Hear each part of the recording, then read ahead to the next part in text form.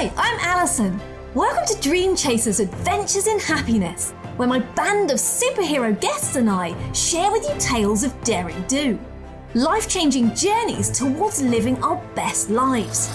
If you're after an injection of inspiration and ideas to live the life that you want and deserve, you're in the right place. Let's dive in. Hi there, and welcome to the show where we serve up conversation, concepts, and belief that it is entirely possible to create what you crave.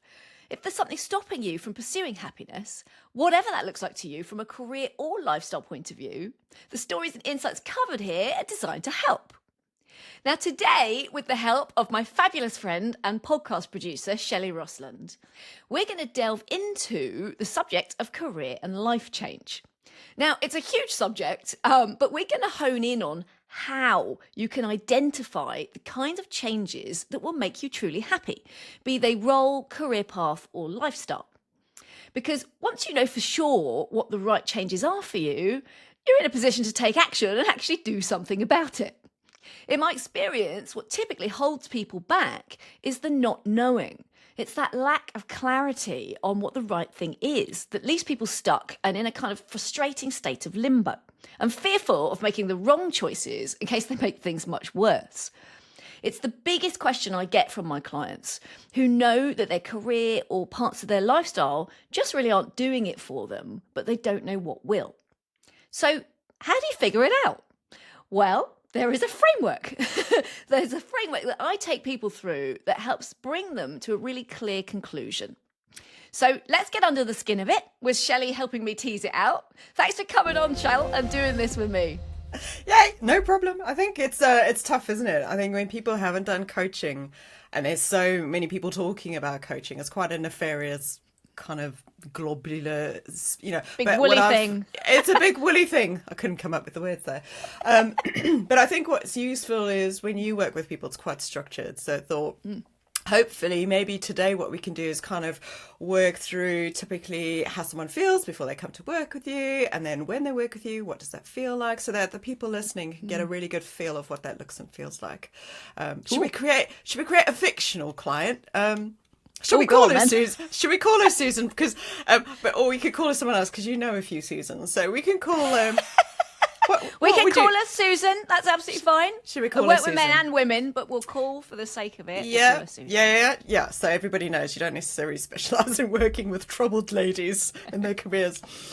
Right, let's get a bit of background to Susan then. So maybe let's paint a picture of so let's try and think about Susan. How does she feel before she even knows to contact somebody like you? Okay, so what I typically have people coming to me from all sorts of backgrounds, all types of sectors and roles from all over the world, actually. And the common thread is that something feels consistently off, right? Something feels off kilter. Something in their work or their life just doesn't feel good or right. Now, that could be in varying levels, right? It could be like a low hum of discomfort that's just been ticking on for a period of time, or a very present high volume feeling of discord and unhappiness. Many of my clients have had this kind of feeling for quite a while, and no matter how they've tried to distract themselves or talk themselves out of it or tell themselves how lucky they are and that they should be really grateful, it's just there. And it's like the sense of being off, that sense of being off kilter can involve, feeling bored, frustrated, totally lost on what they should be doing, confused or unfulfilled, or any number of those things in one go. And even highly stressed, right? It's like, because I feel like also one of the symptoms of you not being happy in your career is that you're just constantly in this high level of stress where there's never that rest and recovery, which probably is an indication that you're not doing the thing that actually lies in your genius zone either, isn't it? So she figures out now she needs someone like yourself, right? And she has a mate, let's call her Katie, who went through a similar issue 2 years ago and said, you need to speak to Alison, right? So, or she finds you online because you're everywhere and you've been around for, 2014 now? How long have you been coaching? Yeah. So she books, say she goes, okay, fine. All right, Katie, I'm going to book a call with Alison. And your first call is a free call. And it's for you guys to get to know each other, right? So maybe give our listeners a little bit of a feeling of like, because they must be scared, right? Or you think you're going crazy. So say she books this consultation call and goes, oh God, I don't know what's going to happen. What does that conversation look and feel like? Well, usually I get people talking about them, right? Because I get them to give me a picture of where they're at and what they're really struggling with from a work or lifestyle point of view, or both, because it's usually intertwined.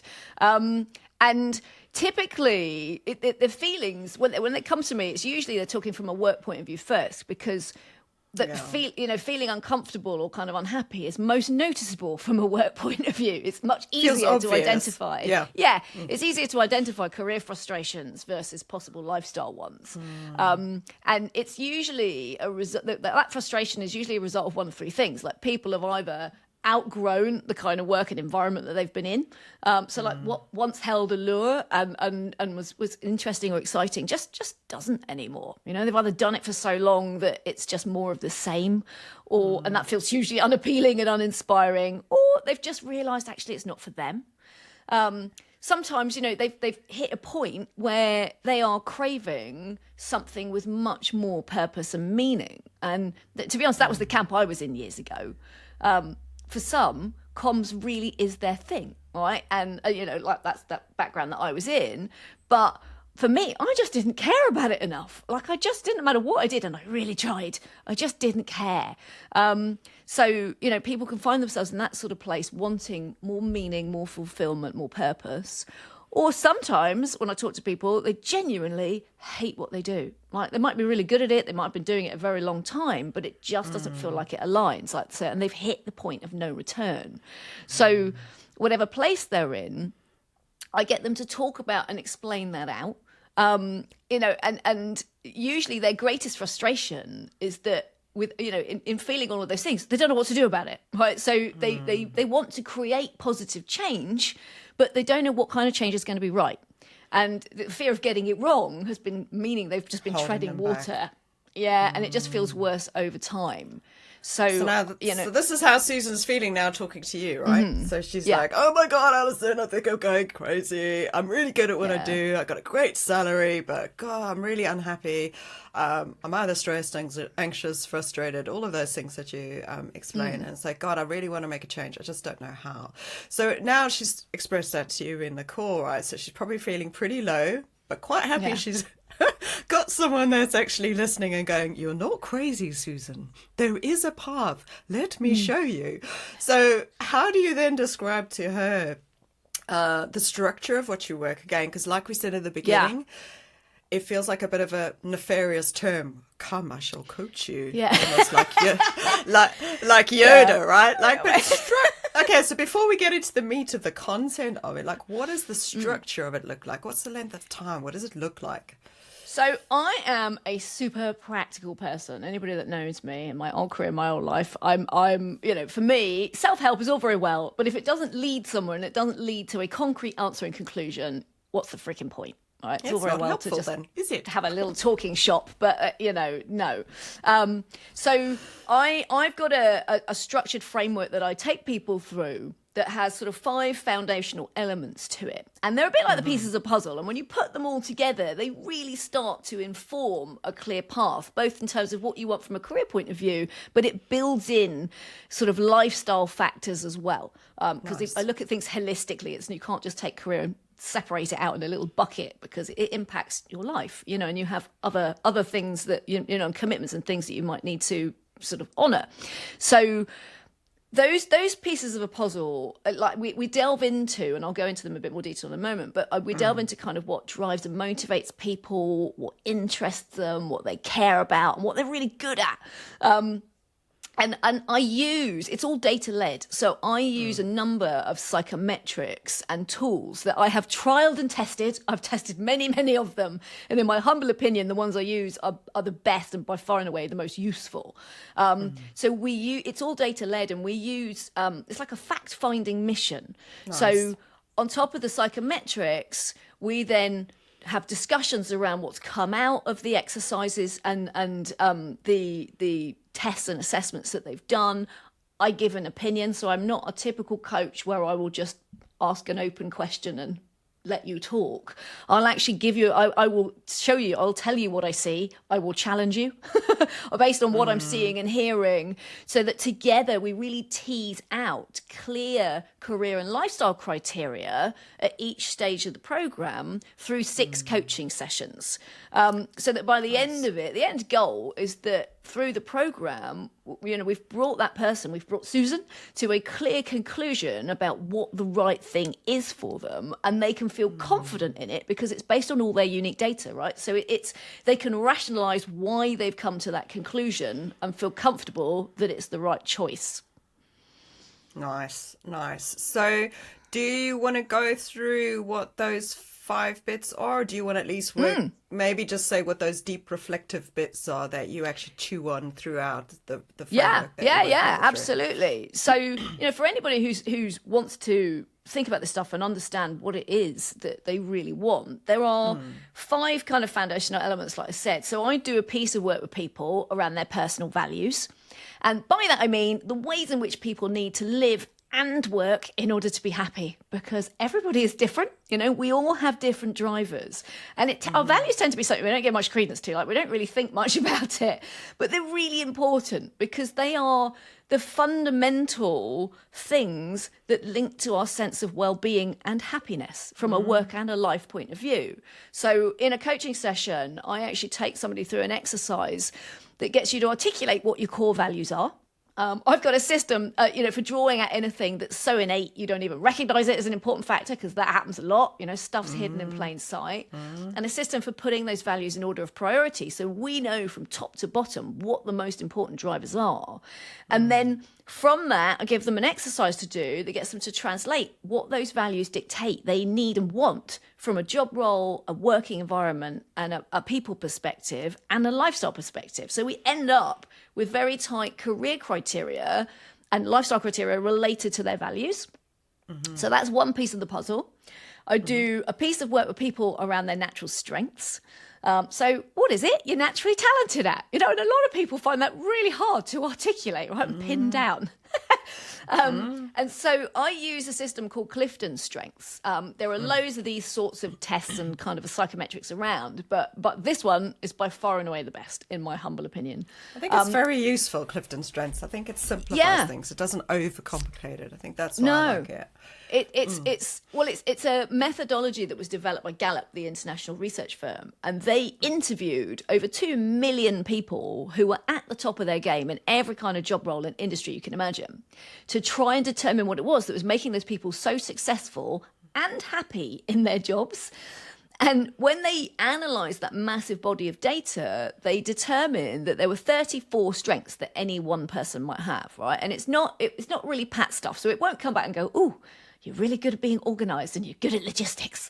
It's much deeper than that. Yay. And it's based on, it's much deeper than that. It's based on how you intuitively interact with people, with data, and kind of with the world at large.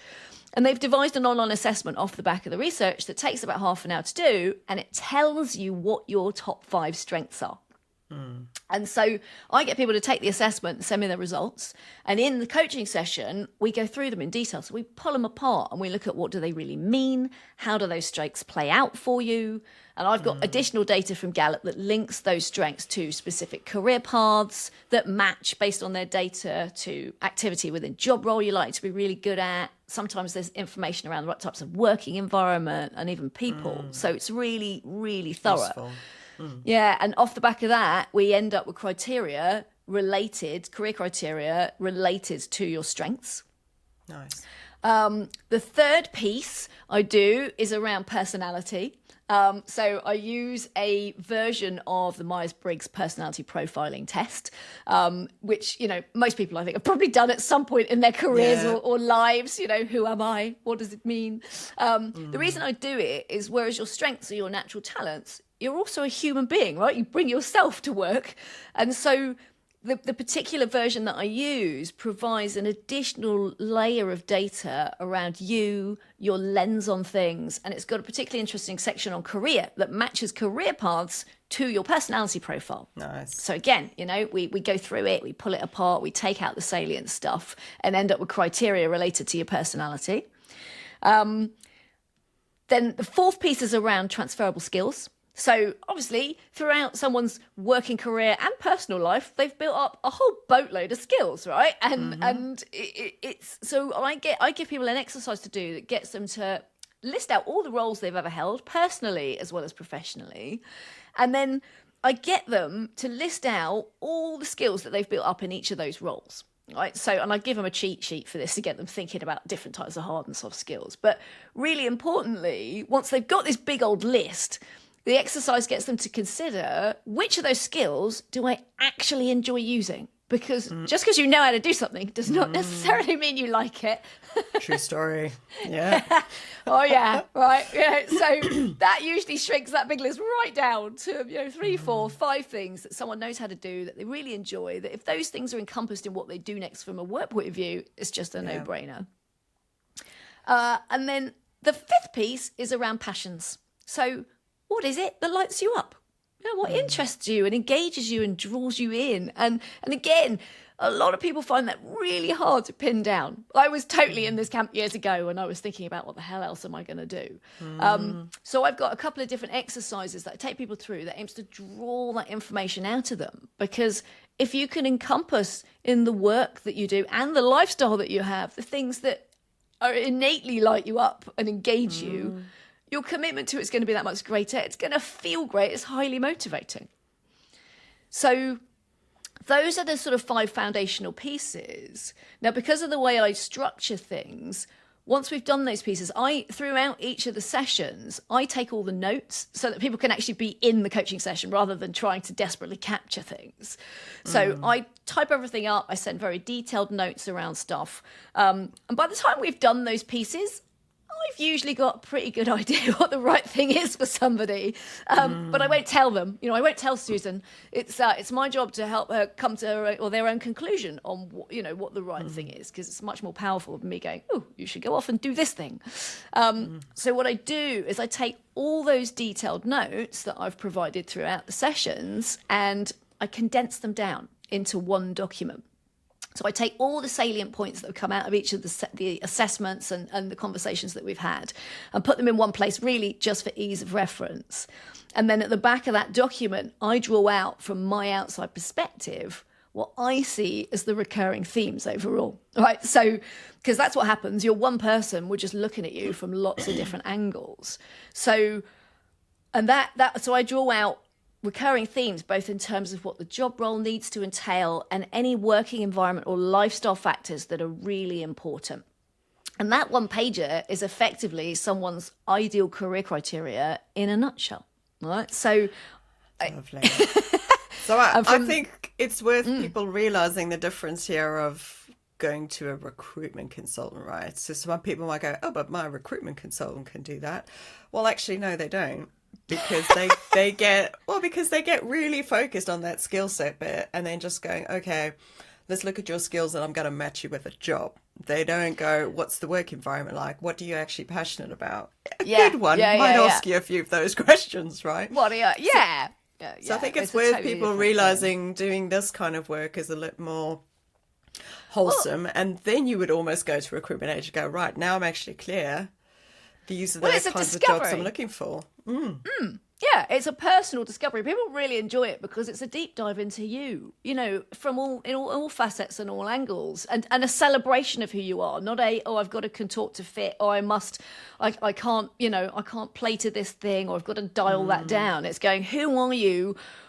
And let's work out what really fits. Because once I've done that document and we've got the criteria.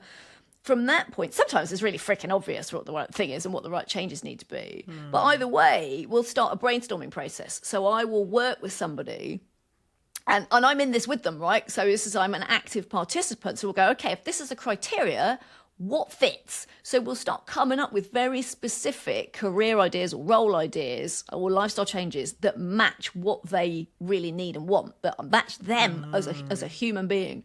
And then I send them off so we come up with a number of ideas, and then I send them off to do some research into those ideas, because at that point it really is a gut feel thing, so as they're looking at the different ideas, are they drawn in? Does it feel exciting and engaging? Are they like looking at it and going, yeah, it's all right, but no, not that bothered, or oh hell no, that's definitely not for me now I'm looking at it. And that research phase, before they get to any kind of recruiter, starts to cull out the wrong ideas and really hone somebody in on the right thing.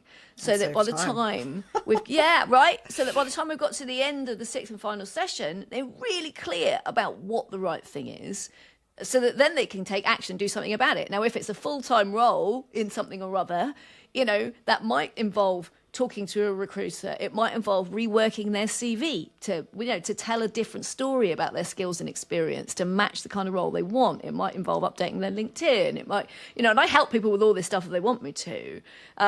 Or if it's for a lot of people, it's self-employment. So then it's like mapping that out and working out, okay, actually what I really want is to work for myself in this thing. How do I go about taking the steps to make that a reality? So we've got Susan. She's in this call with you. She just listens to you explain your framework and all these 5 things, and she's really keen. She signs up. She's motivated. This is the other thing: you actually have to be motivated, and you actually have to put the time and the effort in. This isn't an alley thing. This is like a partnership thing, right? Yeah, absolutely. So she does it. Susan signs up. Goes, yes, please, Ali. Gonna do it. She does it.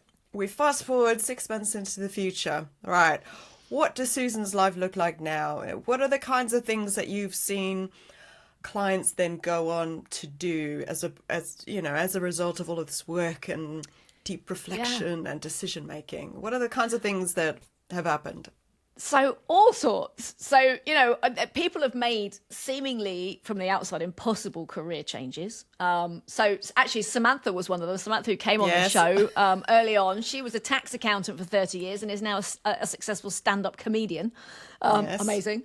I've got Dan, who is going to be coming on the show. He ran his own wedding DJ business for quite a number of years because his passion was originally music, and I think it killed it. He's gone back into employment. He's now in user design, working for an agency. So quite different. So, people have made complete career changes. I've had clients recognize that actually they want to write, and they've written books and become published authors. I've had people move countries. One client who was German and lived in Germany, but always felt that Scotland was her spiritual home. Oh, gosh. We helped her work out how to find a job that reflected her and enabled her to move to Scotland. So that's what she did. I've had people kind of make side steps in terms of career, so that might be setting up their own business, in the field that they're already in, or moving from one discipline to another. So like from my old industry, from PR into digital communications, for example. And I've had a lot of people also find flexible roles that give them more time with their families. That's a huge, from a lifestyle point of view, a lot of people just are run ragged, never see their kids, and kind of it just doesn't work for them, and it's highly stressful. So they've been able to find roles that play to all of their strengths and skills that they really enjoy, that are either much more local to where they live, or or a part time if they're able to do that. So it's a real mix. That's brilliant, though, isn't it? I think for anybody listening, they're probably getting a better idea now of, what does it actually look and feel like to work with someone like yourself doing that, looking at their career and lifestyle choices. And I think because you've got that element of not just those conversations, like you say, the open conversations, which yes, you need to have those. You are managing to back that up. Like, okay, this is what you say. Let's check if that's what the data says as well. And I think it's just, people got to realize that there's work to be done. It isn't something where you sign up and someone tells you what to do, but you are I'm not going to get out my magic wand. No, you're not. No, and I think the nice thing is because you're holistic, it touches on the lifestyle side as well as, the work side. And I think it just brings them closer to their happier self. So anybody listening, if anybody's got more questions, they just need to get in touch with you and at the very least have that free consult with you, because I think I think people just understand the process a bit more, or they might at least feel like, oh, okay, someone's hearing me. I think that's quite important as well, isn't it? Yeah. That's it. I mean, and a lot of people report, once they've done it and they've got a really solid sense of themselves and their drivers, it stops them compromising. So it stops them applying for and taking roles that just actually don't give them what they really want. There is always a way to work, and I would just say this to everybody I work with, no matter what the end result ends up being, there's always a way to it. Even if the absolute ideal isn't doable right now because of financial circumstances or whatever commitments, there is a route to it that you can take that's going to move you in that direction and make you happier. So, yeah, but it stops people compromising and just living and working in the wrong way. Do it, people. Do it. So do it. So listen, Shell, thanks so much for coming on and walking through that with me, and helping me share these insights. As an aside, if anyone is thinking about starting their own podcast and is interested in learning more about the services that you provide, honestly, people, it's just brilliant. Where can they find you? You can just hop onto our agency website, which is 𝗘𝗣𝗜𝗦𝗘𝗟𝗟𝗘, but we'll pop that in the show notes as well. And obviously, I'm the only Shelley Rostlund out there, a South African crossed with a Swede. I mean, I am a unique unicorn, so you can find me on LinkedIn and Instagram, and that's where I play on socials. So just drop me a DM and have a chat. And obviously, I've got my own podcast show. It's called The Brain Compass, which Ali has been on 3 times now, I think. So, you can come and get to know me a little bit more as well over there. I can attest to you being a unicorn. Fabulous. Okay. Glitter and rainbows and all. Well, listen, that's it for this episode. Thanks so much for joining us. And I really hope it's given you some food for thought and an idea of a clear framework to start assessing what you really need and want so that you can make the best feel-good changes in your career or life. If you know anyone who would benefit from listening to this, please do share this episode. And until next time, just know that I believe in you and your ability to create the change you really want. So go do your thing. Thank you for listening today.